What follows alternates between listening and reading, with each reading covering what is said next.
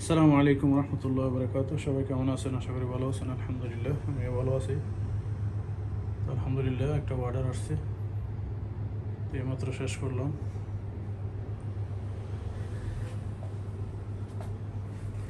দেখুন সব কাটা কেমন হয়েছে অবশ্যই কমেন্টসে জানাবেন ইনশাআল্লাহ।